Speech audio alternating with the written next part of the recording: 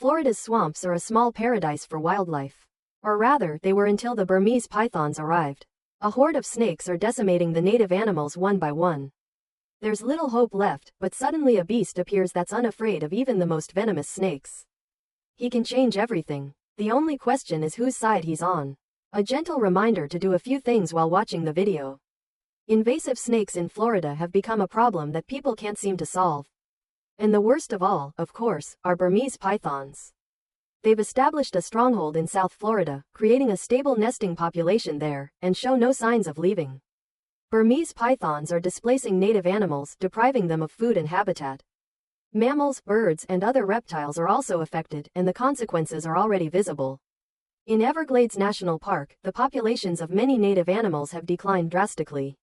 A 2012 study found that since 1997, raccoon populations have declined by 99.3%, possums by 98.9%, and bobcats by 87.5%. The remote southern areas, where pythons persist the longest, have been particularly hard hit. By conservative estimates, there are already tens of thousands of them. But the problem isn't just with Burmese pythons. While they're getting all the attention, other large snakes have also established themselves in Florida, including green anacondas and boa constrictors. They, too, have found a home in the Sunshine State and are actively expanding their range. Authorities and scientists have been trying to stop this invasion for years. In 2023, for example, $3.35 million was allocated to expand eradication efforts for Burmese pythons and other non-native species. No matter how much effort is expended, no matter how much money is poured in, the situation remains largely unchanged. And yet, the internet has an idea that could change everything. It's entering the arena. An animal that can withstand the venom of deadly snakes. An animal that the Guinness Book of World Records named the world's most fearless creature. An animal that isn't afraid to fight even a lion or a hyena for food. Honey badger. Could honey badgers be introduced into the Florida Everglades to reduce the Burmese python population? Honey badgers are mammals commonly found in Africa, Southwest Asia, and the Indian subcontinent. All of this is far from Florida, and at first glance, the idea seems completely insane. Why honey badgers? Okay, maybe that's only a question for people who've never heard of these animals.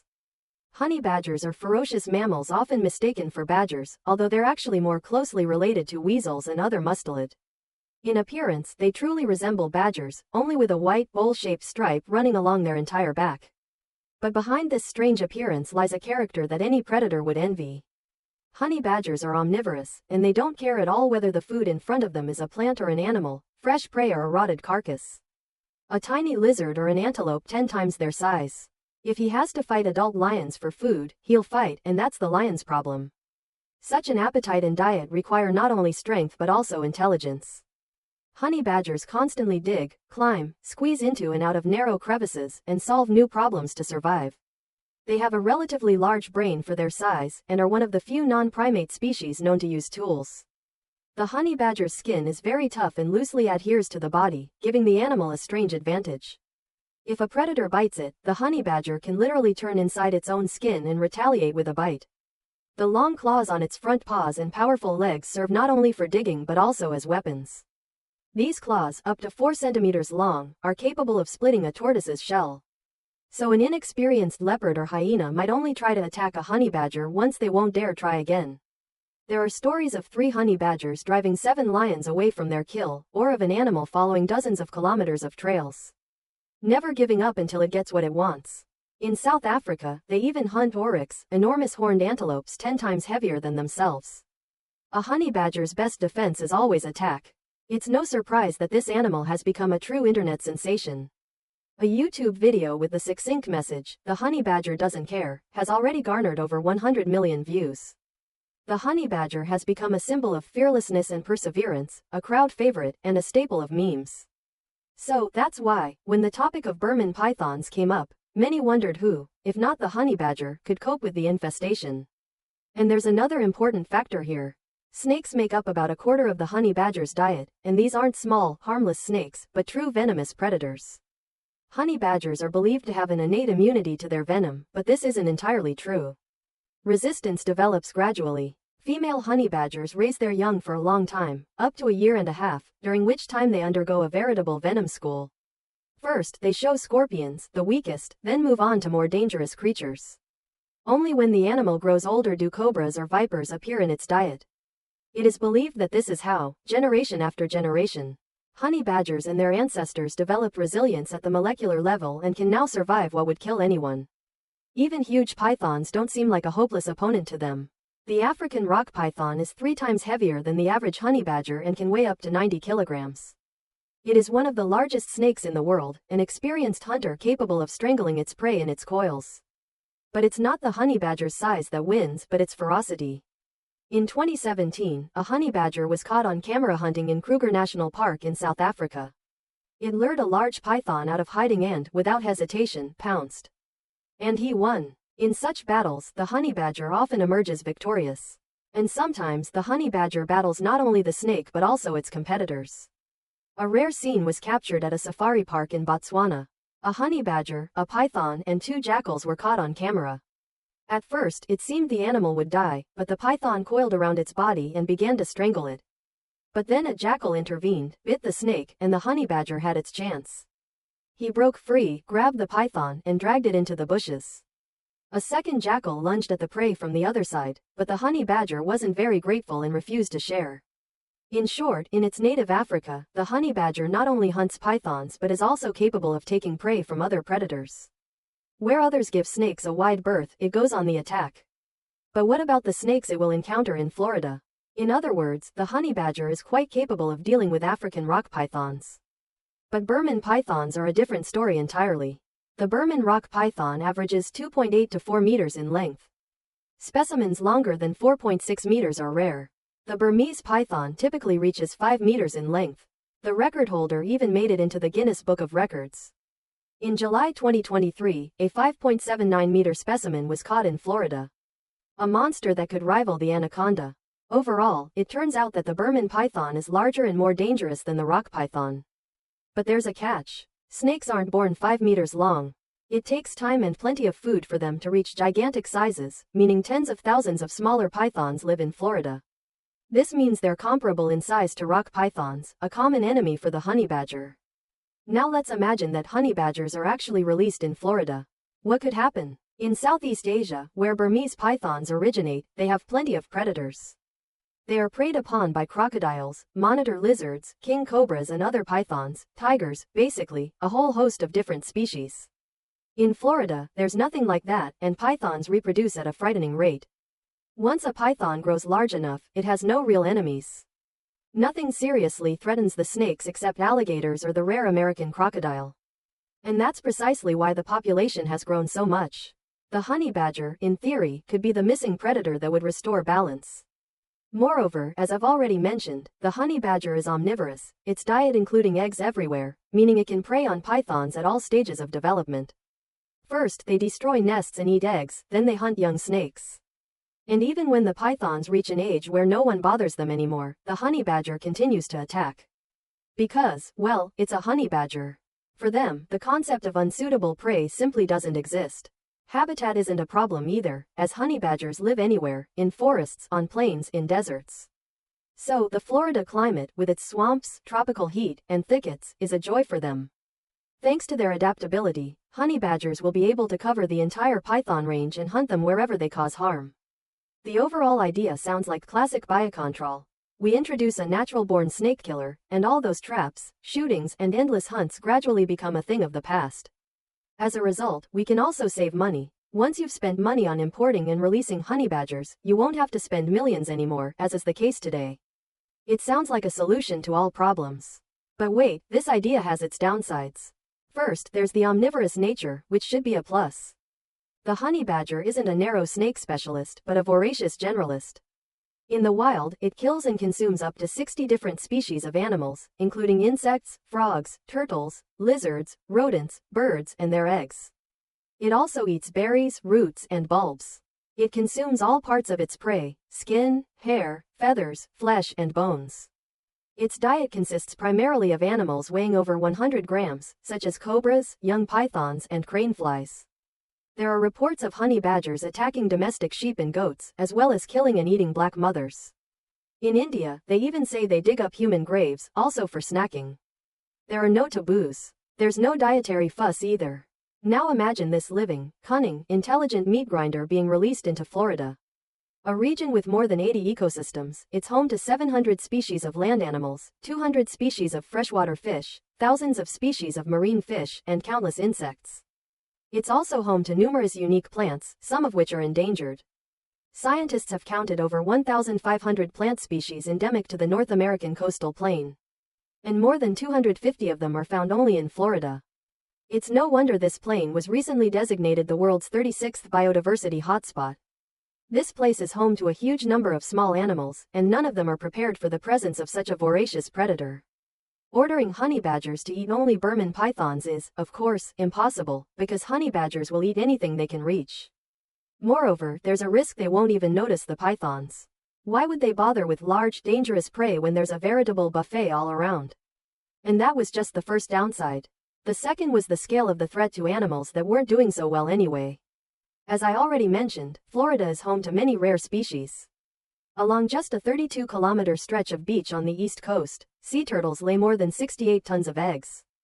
5 turtle species nest here, 3 of which are already considered vulnerable, and 2 are critically endangered. And all these eggs are much easier and safer prey for the honey badger than the dangerous Burmese python. The situation is no better for American crocodiles. They inhabit coastal areas of South Florida, at the northern edge of their range. In 1975, they were listed as endangered, and although the population has since grown from several hundred to approximately 2,000 adult individuals, the species remains endangered. Crocodile eggs, like turtle eggs, are a tasty morsel for honey badgers. Moreover, unlike pythons, they don't fight back.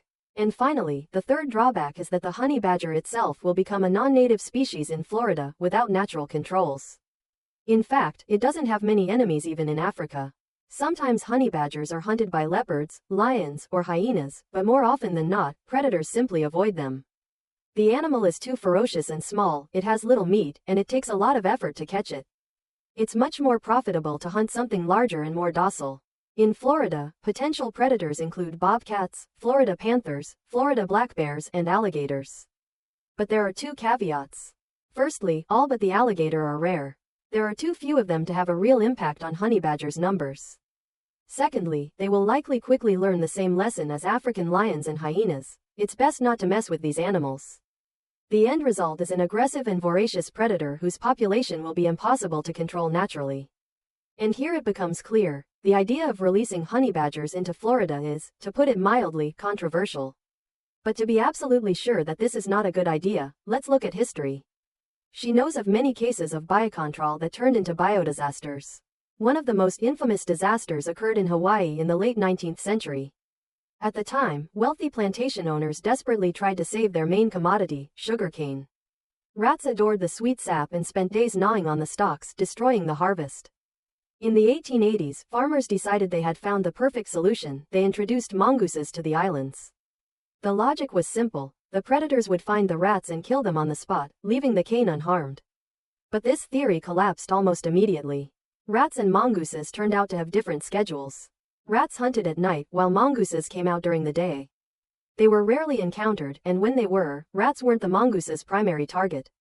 Instead, Hawaiian rescuers turned to native species. The mongooses proved remarkably adaptable and quickly spread across the islands. Controlling their numbers proved difficult. They began preying on small birds and their eggs, sea turtles, and insects. The mongooses even ate plants and fruits. Naturally, the consequences were catastrophic for island ecosystems. Mongooses are now blamed for the extinction of at least 8 bird species native to Hawaii. The second story is no less famous, as it occurred in Australia in 1935. At that time, sugarcane plantation owners were also seeking relief from pests, but the enemy was root-eating beetles. At the request of farmers, the government released approximately 2,400 cane toads in North Queensland. The plan was identical to the one in Hawaii. The toads would eat beetles and protect crops. But everything followed a familiar pattern in Australia. These amphibians had no natural predators, but they found an endless supply of food and a very comfortable environment. The toads turned out to be omnivorous, reproduced easily, and began rapidly conquering new territories. Today, their numbers number in the millions. Their venom is deadly to local animals and even pets. If an animal tries to touch, bite, lick, or swallow a toad, it could be fatal. Furthermore, toads displace native species, taking away their food and habitat. We've already covered this story recently, so I won't repeat it. There are plenty of similar stories around the world. Take, for example, guppies, those brightly colored aquarium fish. They were once imported around the world to combat malaria. Guppies readily eat mosquito eggs. What could be better? But these fish have now established themselves in over 60 countries and they're not harmless everywhere. In Mexico, for example, guppies pose a threat to native fish of the genus Fundulus. Another example is the orlequin ladybug, a native of Asia. Since the 1910s, it has been actively used as a biological control agent against aphids and coccids. The orlequin is considered an ideal generalist, meaning it can survive in a wide range of conditions. Voracious, adaptable, and capable of dealing with any pest. Indeed, it proved successful as a pest control agent. But then side effects emerged. Today, eagle owl populations have established themselves in at least 59 countries outside its native range, from Europe to both Americas. It has become a true invader, threatening native species and even agriculture. A quarter of the scientists surveyed directly identify this ladybug as a potential threat. And finally, an example from an aquatic environment. Tilapia azilia is a member of the cichlid family. Originally, it was native only to the northern half of Africa and the Middle East. But today it can be found throughout the world. The species was spread both intentionally and accidentally, including as a means of controlling aquatic weeds. The problem is that the tilapia turned out to be voracious and completely indiscriminate in its food. It feeds on insect pupae, reducing the biomass that would otherwise serve as food for native fish. And the geography of its invasion is impressive. Southeast Asia, Western Australia, the South Pacific Islands, the United States, Europe, and the Caribbean. Tilapia has established itself practically everywhere and begun to compete with local fauna for resources. And here, the parallel with the honey badger is obvious. Gluttony and omnivorousness can be a disadvantage rather than an advantage. If you release a honey badger in Florida, it will turn out to be just like a tilapia on land. Or a mongoose, or a ladybug, or even a bit like a cane toad. The main reason for all these biodisasters is that biocontrol has been too often carried out without serious research and without understanding the associated problems. The very term biological control sounds beautiful. Images conjure up, a predator restrains a pest, nature itself restores balance, with humans merely assisting the process. And everyone is happy, but the reality each time turned out to be much grimmer. There were even outright failures due to ignoring basic scientific procedures. Take, for example, the cane toads. They were released in Australia by an entomologist working at the Sugar Industry Research Institute. He did so against the advice of his colleagues. No one tested whether the cane toads would even eat the beetles they were originally introduced for. There's been virtually no research into their ingenuity in food, but ultimately, we have what we have. However, it must be said that not all biocontrol stories end in disaster. We just rarely hear about successful cases, but that doesn't mean they don't exist. In the winter of 1888 to 1889, the rhodolia, a type of ladybug, was brought to California from Australia. The target was another introduced species, the Echeria purchasii. It affected citrus groves so severely that growers uprooted and burned trees, and the value of their orchards plummeted. The situation appeared hopeless, but by the fall of 1889, the pest had been completely eradicated in California's areas of introduction. Rhodolia literally saved the California citrus industry, and after its success in California, the beetle was exported to other regions. And there, too, Rhodolia proved effective. This story is considered the beginning of classical biological control and, at the same time, one of the most successful programs in its history. There were several other successful examples, but, remarkably, they all involved insects and plants. There's nothing similar with animals. Or maybe we just couldn't find it. So if you have any information, don't hesitate to share it in the comments. Be that as it may, the point is that if anyone were seriously considering releasing honey badgers in Florida, they would have to conduct a thorough analysis. Consider all the risks and the result would be the same. Scientists would be horrified and say outright, "This is a bad idea," and I can't help but agree. No, seriously, this idea would be too costly for Florida's ecosystem, and anyway. It's impossible for a single magic pill or a magic honey badger to reverse all the damage done to the environment. No animal can defeat Burman pythons once and for all. Not even humans. I've already mentioned that in Florida, there are entire groups of hunters dedicated to capturing these invasive pythons. They are paid $50 for each individual shorter than 1.2 meters, plus $25 for every additional 30 centimeters. Finding an active nest can net as much as $200, but hunting alone won't solve the problem. A comprehensive approach is needed to rid the ecosystem of this invasive species. Education, policy, and cutting-edge scientific knowledge. New technologies for tracking and capturing pythons are already being developed. Much has been accomplished, and we must continue to inform people about the dangers of these snakes so that Burman pythons are no longer released into the wild. And that pet pythons are microchipped and monitored more closely. In short, this is a colossal undertaking that requires everyone to unite, scientists, government officials, and ordinary Floridians, and certainly without any honey badgers involved. Because imagine if honey badgers were actually introduced and released, they loved it, and they've proliferated throughout Florida, becoming a new invasive species. Harmful and dangerous. What then? Getting rid of them will be impossible. We can't just introduce some new predator, even more powerful. And you know why? Yeah, there's nothing more powerful than honey badgers. And that's not all. Honey badgers can be costly not only to the Florida ecosystem but also to humans. For example, a farmer from the Emirates reported that honey badgers killed and ate livestock worth approximately 80,000 dirhams, almost $22,000, on his farm in Al Musayla, Russellheim. Over the course of 2 years, at least 35 sheep perished, and beehives were also destroyed. After all, the honey badger deserved its name. Some of the meat the predator devoured was worth 16,000 dirhams apiece, or about $4,000. The owner of a neighboring farm lost another 15 sheep. Together, they concluded that the same honey badger had killed them. The tracks matched, and the wounds on the animals looked identical. Eventually, the farmer set up baited traps and finally caught the robber. The video shows the captured animal sitting in the cage, growling and groping for its teeth. It's quite impressive, but you've probably already realized that with the honey badger, it's not just about appetite, but also cunning. A few years ago, Brian Jones, a wildlife conservationist at Kruger National Park, rescued a honey badger named Stoffel. And that's where it all began. Stoffel turned out to be a master escape artist. Whenever he was locked in, he'd climb the fence, stick his paw through the mesh, and open the lock.